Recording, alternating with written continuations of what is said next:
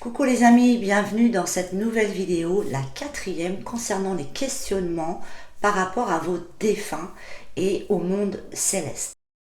Alors j'ai reçu pas mal de questions, donc je vais répondre à toutes vos questions et on va commencer par la première question. Alors on commence par la première question que je vais lire parce que c'est assez long. Bonjour, lors d'un contact défunt, j'ai eu le plaisir de recevoir la visite de personnes perdues depuis longtemps, grands-parents et tantes. Cependant, mes amis partis plus récemment, 2 à 8 ans, ne sont pas venus. Est-ce trop tôt pour ces défunts? Le temps n'existe pas de l'autre côté. Ça, c'est hyper important de bien le comprendre. Il peut y avoir d'autres paramètres qui fait que les défunts nous ne donnent pas forcément beaucoup de signes, beaucoup de messages.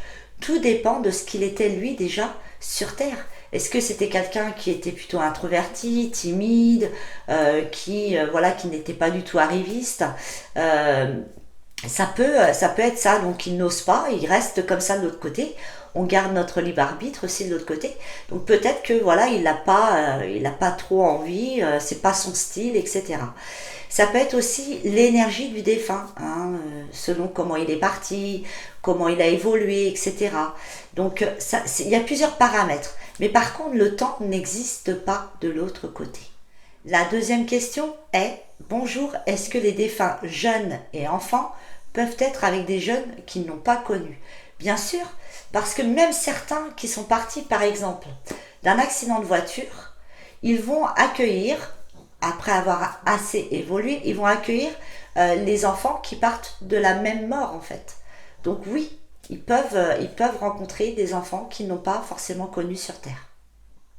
Alors, une autre question, est-ce que les défunts de la même famille, même très éloignés dans l'arbre, exemple une arrière-grande-tante ou très éloignés aussi par le temps, peuvent être touchés pour l'intérêt que je porte à leur vie, à leurs racines?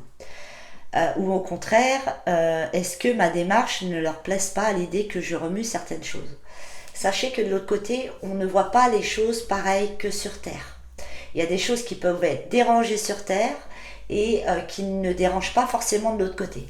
Là, c'est pareil, tout dépend du défunt. Si c'est un défunt qui a un caractère assez dur, assez fermé, qui ne souhaite pas parler de la famille, il peut rester comme ça de l'autre côté et ça pourrait le déranger. Après, attention, ça va pas le déranger comme sur Terre. Ça va le déranger, mais en même temps, ça pourra l'aider aussi pour son évolution en mettant en lumière l'histoire de la famille. Alors, une autre question de la même personne, est-ce que malgré le temps qui s'est écoulé depuis leur départ, je puisse être pour eux une sorte d'aide en soulevant leurs vieux secrets, qui leur permet de s'en libérer et en être plus serein et pouvoir enfin passer à autre chose? Oui. Pour certains défunts, je le dis encore, pour certains défunts, oui, parce que sur Terre, ils n'ont peut-être pas eu cette chance de pouvoir en parler, parce que ils étaient bloqués par d'autres personnes, etc. Donc oui, ça ne peut que les faire évoluer et ça ne peut que apaiser vraiment les énergies qu'il y avait autour de cette famille. Ce qu'il faut comprendre, quand on a eu une famille difficile ou que des membres de la famille ont vécu des choses tragiques, le fait de pouvoir lever un voile, ça peut soulager vraiment les énergies de la famille et le défunt qui était concerné. Donc oui. Alors, attention, parce qu'on reste ce que l'on est de l'autre côté. Donc, si certains n'étaient pas d'accord sur Terre et qui avaient un caractère assez dur, il peut mal prendre la chose, mais il comprendra, parce que de l'autre côté c'est différent, il comprendra que ce que vous êtes en train de faire pour eux, pour la famille, ce n'est que pour leur bien et pour le bien aussi de ceux qui restent. Alors on me posait aussi la question, pourquoi d'autres qui me sont plus proches dans l'arbre et l'arbre généalogique et dans le temps ne viennent pas à moi, alors qu'ils savent que j'aimerais tant apprendre à les connaître? On n'est pas comme sur Terre, c'est différent, c'est vraiment deux mondes différents d'un point de vue énergétique. Ce qu'il faut savoir, c'est que le monde dans lequel on vit, nous, donc sur Terre, et le monde parallèle, le monde céleste, ce n'est pas la même chose. Donc on aura beau demander des fois à avoir des nouvelles d'un tel, si il n'en a pas envie ou s'il n'est pas autorisé à venir vers vous, c'est comme ça, ce sont les lois, comme sur Terre. Vous aimeriez parler à quelqu'un, mais l'autre personne n'a pas forcément envie de revenir vers vous, c'est les mêmes lois. Vous voyez? Sauf que on est de l'autre côté démunis de beaucoup de choses qui nous pèsent sur Terre. Mais voilà, on ne peut pas forcer un défunt de venir vers soi. Peut-être parce que aussi, il ne faut pas l'oublier, que quand c'est des défunts qui ont eu beaucoup de vie avant, ils ont évolué énormément et du coup de l'autre côté, eh ben, ils ont autre chose à faire. Voilà, ils ont leur évolution à faire aussi. C'est très important de le savoir et que vous n'avez peut-être pas forcément besoin d'avoir des messages de cette personne pour l'instant, hein. Mais il faut bien comprendre que les défunts, ils ne sont pas là à attendre qu'on les appelle, ils sont là et partout en même temps. Et ce qu'il ne faut pas oublier, c'est qu'ils ont aussi leur propre évolution à faire de l'autre côté. C'est hyper important. Alors, on me posait la question, est-il possible qu'un défunt puisse ne pas souhaiter venir lors d'une demande d'un contact défunt? Alors, je ne vais pas vous répondre non, parce que de mon point de vue, je n'ai pas eu cette expérience-là qu'un défunt ne soit pas venu. À chaque fois que quelqu'un prend un rendez-vous pour son défunt, de l'autre côté, ils le savent, donc en général, ils viennent. Ça m'est arrivé une seule fois où une personne voulait contacter son grand-père et le grand-père a fait venir le père parce que c'était le père qui devait vraiment passer ce jour-là. Mais en général, quand on leur demande de venir lors d'un contact défunt et que pour vous c'est important, qu'il y a encore ce lien d'amour, qu'il y a vraiment une proximité entre vous, ils viennent. Alors, on me demandait si deux êtres qui ne sont pas partis à la même année peuvent se retrouver de l'autre côté. On se retrouve tous de l'autre côté. Certes, il y a différents paliers, mais on se retrouve tous. On est même accueillis par ceux qu'on a aimés. Donc oui, on se retrouve de l'autre côté et voilà, on se reconnaît par nos énergies et puis voilà, on se serre très très fort dans nos bras. Alors si jamais, par exemple, vous perdez votre maman et ensuite vous perdez un enfant, votre enfant sera sûrement accueilli par votre maman, par votre papa, etc. On se retrouve tous. Alors, une autre question. Bonjour Virginie, si j'ai bien compris, nos envolées sont énergie. Comment se fait-il que quelquefois, nous pouvons les apercevoir comme des silhouettes humaines? C'est cela que j'ai du mal à comprendre puisque le corps reste mais l'âme monte. Alors, oui, de l'autre côté, nous sommes énergie comme sur Terre. Nous sommes tous énergie. Et grâce à cette énergie, nos défunts peuvent, comme ils le souhaitent, soit venir carrément nous voir comme dans une forme holographique. Alors, certains vont avoir beaucoup d'énergie pour pouvoir vraiment se montrer de la sorte, mais c'est possible qu'ils viennent vraiment vous voir, et puis parfois c'est très subtil, on va les voir quelques secondes, mais ils ont cette possibilité-là s'ils ont énormément d'énergie et s'ils ont appris aussi à le faire, parce qu'ils apprennent de l'autre côté. Ben, c'est logique. Bien sûr que c'est logique. Notre corps terrestre, on est énergie. On a une âme. Donc quand on décède, notre âme se détache de ce corps charnel qui meurt, tout simplement. Et puis notre âme monte. Et cette âme, elle est énergie aussi. Donc bien évidemment qu'on est énergie sur Terre, mais on est énergie aussi de l'autre côté. Ce qu'il faut savoir, c'est que notre corps est vraiment un véhicule dans lequel on va s'incarner pour expérimenter ce que l'on a choisi par rapport à notre contrat d'âme de l'autre côté. Il est là simplement pour qu'on puisse expérimenter à travers la matière, à travers plein de choses. Donc on a besoin de ce corps-là. Sinon, l'âme, elle, en elle-même, elle est vraiment éternelle parce qu'elle va passer de corps en corps. Alors, une autre question, est-ce une façon qu'ont les défunts de dire merci d'avoir fait éclater le tabou concernant leur fin de vie tragique et pour le fait de ne pas le juger? ou d'avoir envie de le connaître. Ce qu'il faut savoir, c'est que de l'autre côté, on a notre propre jugement. Il n'y a personne qui nous attend en face de nous, je l'ai déjà expliqué, en vous pointant du doigt, tu as fait ci, tu as fait ça, regarde ce que tu as pu faire, etc. Par contre, on va être confronté à notre propre jugement. On va vous demander qu'est-ce que tu as fait sur Terre de bien, qu'est-ce que tu as aimé, as-tu assez aimé, et qu'est-ce que tu n'as pas bien fait. Donc on va te montrer ce que tu n'as pas bien fait pour comprendre, pour le transmuter et pour ne pas le refaire dans une autre vie.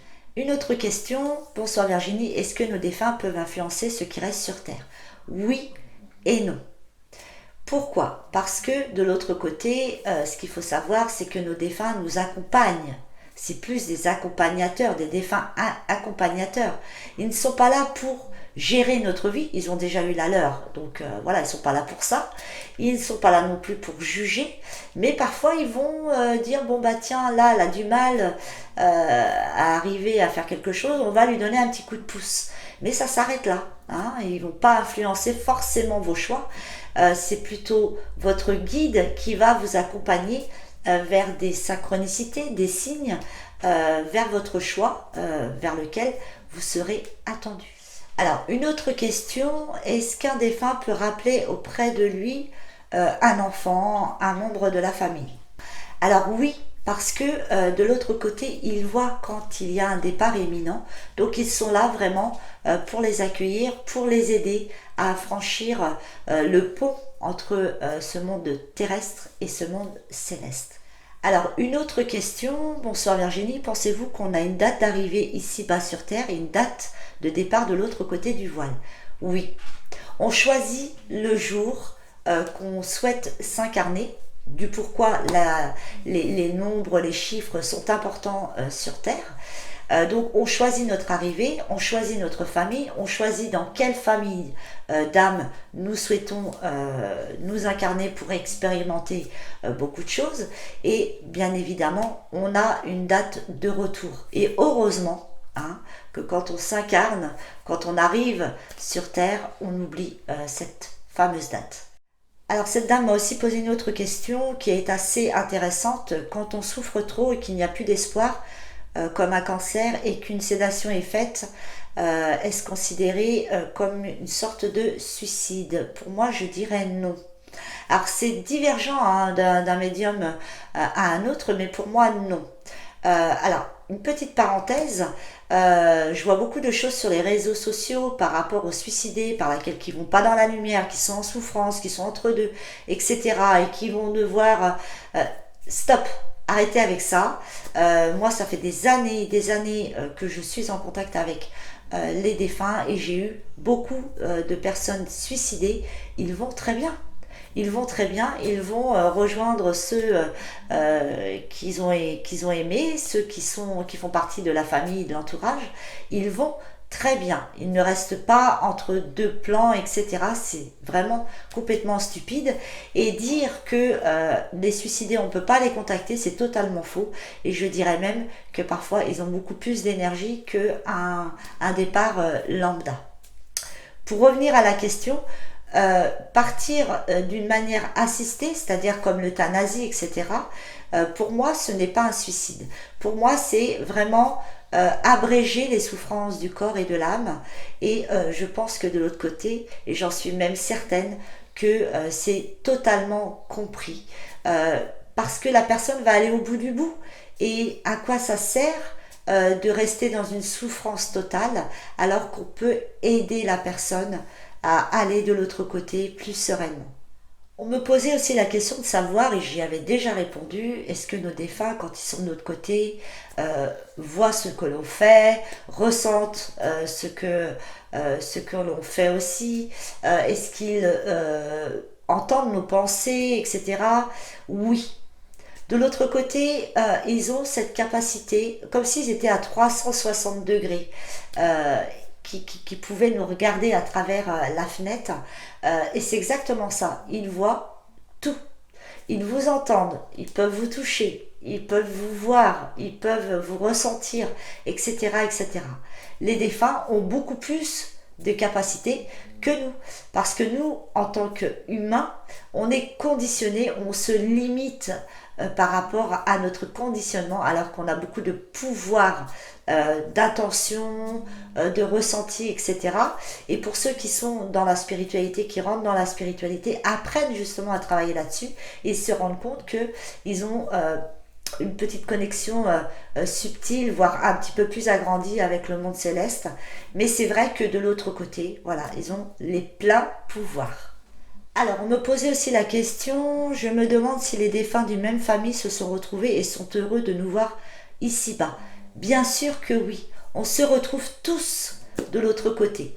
Et quand on va de l'autre côté, on peut vraiment regarder l'évolution de ceux qui sont restés sur Terre. Alors là, c'est plus une question concernant les guides. Coucou Virginie, faut-il demander aide et protection plutôt à son guide ou à son ange gardien?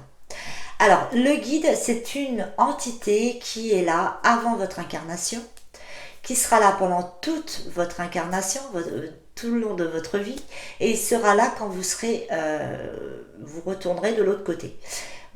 L'ange gardien, lui, il a un rôle différent, c'est-à-dire que le guide, il est là vraiment pour vous guider, hein, le mot est là.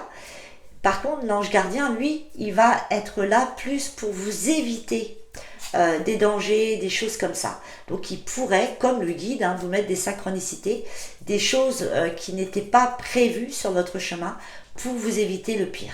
Alors on peut demander vraiment protection aussi bien à son guide, à votre ange gardien, à d'autres entités, il n'y a pas de souci par rapport à ça. C'est selon vos besoins et vos ressentis. Mais ce qu'il faut savoir, c'est que le guide vous connaît extrêmement bien. Il a été vraiment missionné pour vous accompagner tout au long de votre vie. Il sait qui vous êtes, il vous connaît mieux que personne et c'est quelqu'un vraiment qui vous accompagne du début à la fin. Et voilà, de l'autre côté, vous allez le retrouver avec votre famille, etc. Mais le rôle du guide, c'est vraiment la guidance de votre parcours terrestre. Il est là pour vraiment vous montrer à travers les synchronicités, les signes qui peuvent venir sur votre chemin comme ça sans par hasard, vous voyez, sans rien avoir demandé. Et c'est vraiment pour vous montrer, par exemple aussi quand vous vous posez des questions, tiens, paf, vous avez quelque chose devant vous qui va répondre justement à ce questionnement, et bien ça vient de vos guides.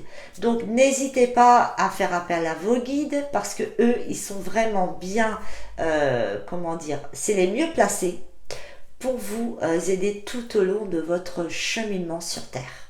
Voilà les amis, j'espère que mes réponses vont vous aider, j'espère que j'ai répondu assez clairement. Je n'hésiterai pas bientôt sur le groupe Le Lien d'Amour sur Facebook de faire un live justement questions-réponses par rapport au monde céleste que je mettrai par la suite sur YouTube. D'ici là, prenez soin de vous et surtout faites leur confiance.